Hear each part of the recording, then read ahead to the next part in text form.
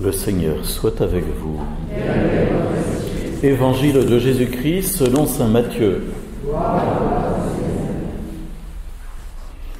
En ce temps-là, Jésus disait à ses disciples cette parabole. C'est comme un homme qui partait en voyage. Il appela ses serviteurs et leur confia ses biens. À l'un, il remit une somme de 5 talents, à un autre 2 talents, au troisième, un seul talent, à chacun selon ses capacités. Puis il partit. Aussitôt, celui qui avait reçu les 5 talents s'en alla pour les faire valoir, et il en gagna 5 autres. De même, celui qui avait reçu 2 talents en gagna 2 autres.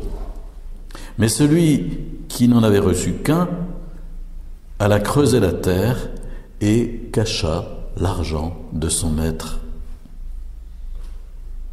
Longtemps, très longtemps après, le maître de ses serviteurs revint et il leur demanda des comptes.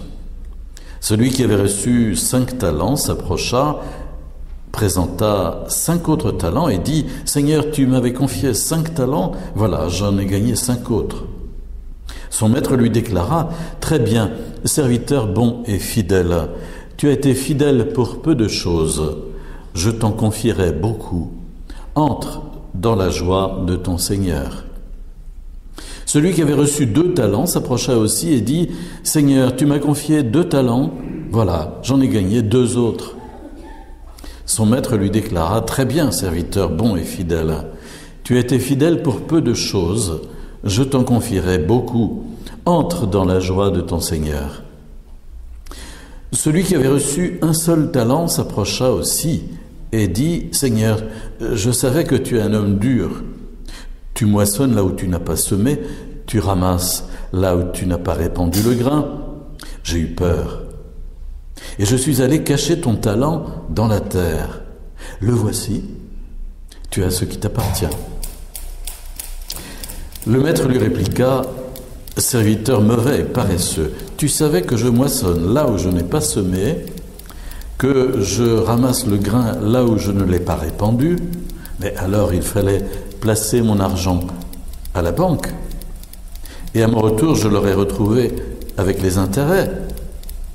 Enlevez-lui donc son talent et donnez-le à celui qui en a 10. À celui qui a, on donnera encore, et il sera dans l'abondance.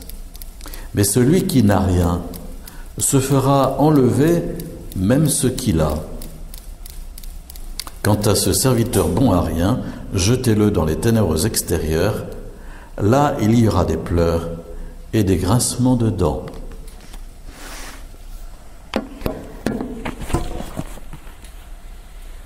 Acclamons la parole de Dieu.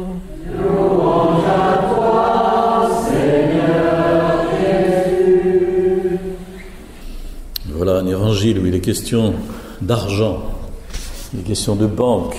Ça me faisait penser à une circulaire qu'on a reçue cette semaine de la part de l'association diocésaine du Mans et qui nous dit attention, la banque postale où nous avons nos comptes, pour tous les grands remettants, ceux qui passent chaque semaine, par exemple pour nous, pour remettre les quêtes, attention, on va leur demander 6 € à chaque fois pour chaque versement. Ah bon. Et évidemment, au bout de l'année, ça fait une petite somme rondelette. Et donc, on s'est dit au niveau de l'association diocésaine, il faudrait peut-être qu'on change de banque. Et peut-être que celui qui avait mis son argent en terre n'avait pas été jusque-là dans sa réflexion et que simplement il avait laissé ses émotions lui parler. Et vous avez remarqué, il a dit « j'ai craint, j'ai eu peur ». Quand on regarde le texte grec, c'est « j'ai craint ». Voilà. Un homme qui était dans la crainte de Dieu et qui, devant Dieu, était un peu comme ça en disant « qu'est-ce qu'il va me demander ? Qu'est-ce qui va m'arriver ? Et qu'est-ce qui va se passer ? Surtout, il ne faut pas que je le perde, mon talent. Surtout, il ne faut pas que je le perde. » Alors il s'est accroché à son talent de telle sorte qu'il l'a enterré dans un linge, bien comme il faut, dans une boîte, et puis une autre, et puis de sorte qu'il le retrouve, et il a marqué l'endroit avec beaucoup de précision. Et voilà, on peut être des chrétiens comme ça, qui avons peur de Dieu, qui sommes craintifs, qui avons la trouille, excusez l'expression un peu populaire, mais qui ne sont pas capables de déployer au fond la confiance que le Seigneur leur a faite. Car c'est bien de cela dont il est question, c'est de confiance. Quand on songe qu'un talent, c'est une énorme somme. Quand on regarde toutes nos Bibles, je ne sais pas si vous avez regardé, il y a une note en bas et c'est marqué, ça représente des sommes considérables. On pourrait peut-être dire qu'un talent, c'est 1 million d'euros aujourd'hui. Donc imaginez 10 talents, 5 talents, ce n'est pas rien. Et voilà, cette énorme confiance que le Seigneur nous fait. Évidemment, il ne s'agit pas d'argent. Évidemment, il ne s'agit pas d'argent. Il s'agit de son royaume. Celui qui est mis en scène ici, c'est le Christ, d'une certaine façon, à travers l'homme qui partait en voyage. Vous savez, on se promène quelquefois un peu dans les évangiles, particulièrement dans les paraboles. Et si vous vous souvenez, dans la parabole du bon samaritain, par exemple, un homme descendait de Jérusalem à Jéricho. Il y a souvent des promenades, des voyages, de la marche.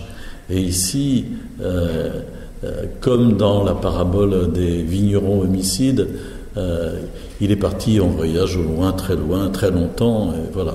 Seulement un beau jour, il revient et il demande des comptes de notre gestion.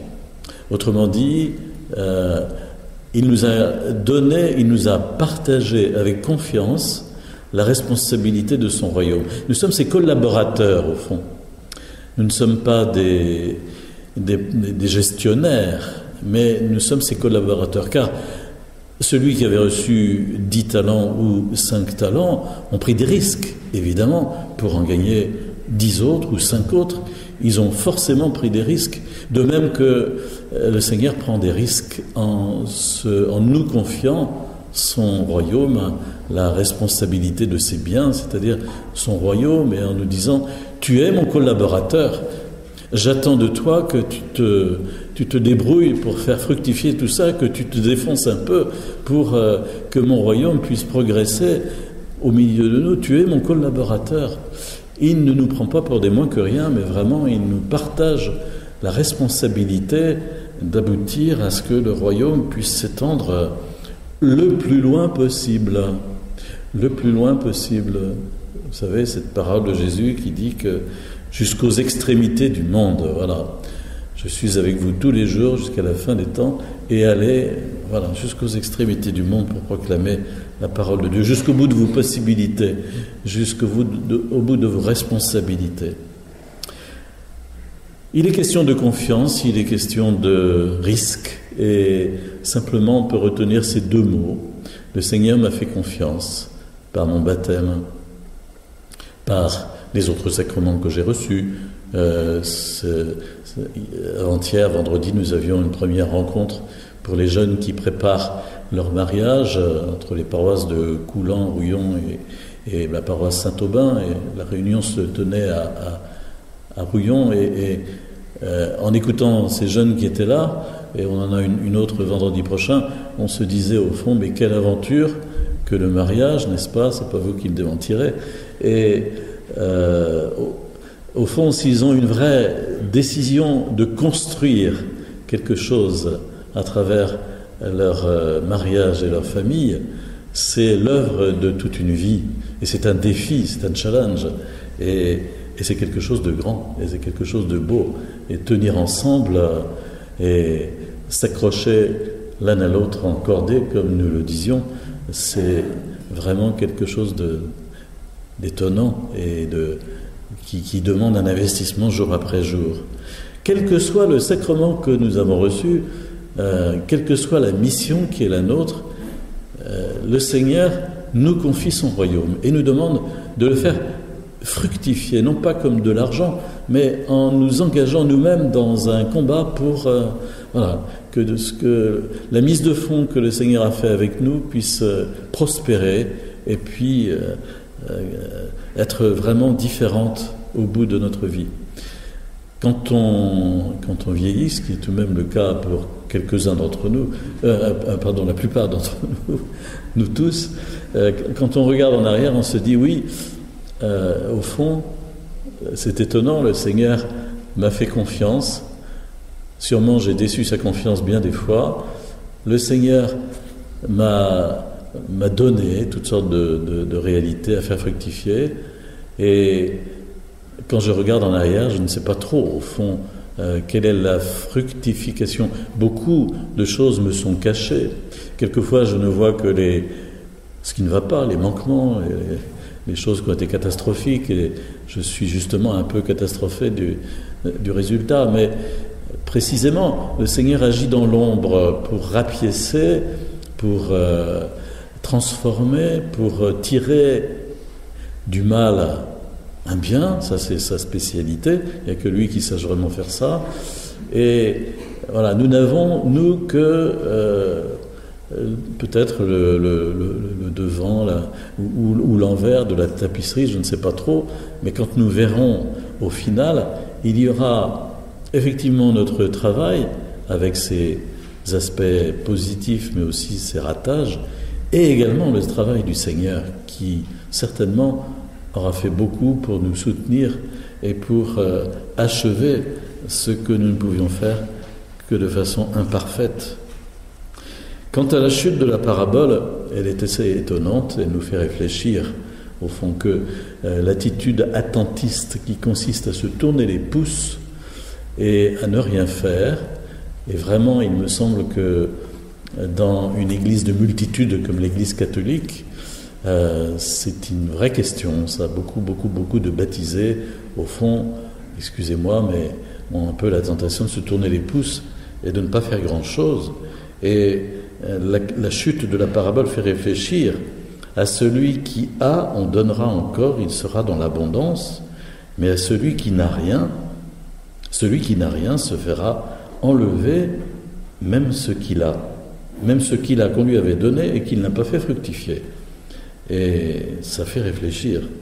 Donc le Seigneur attend de nous notre engagement, il n'est jamais trop tard pour bien faire, de sorte à ce que nous puissions mériter le titre de serviteur bon et fidèle. Je t'en confierai beaucoup encore. Entre dans la joie de ton Seigneur.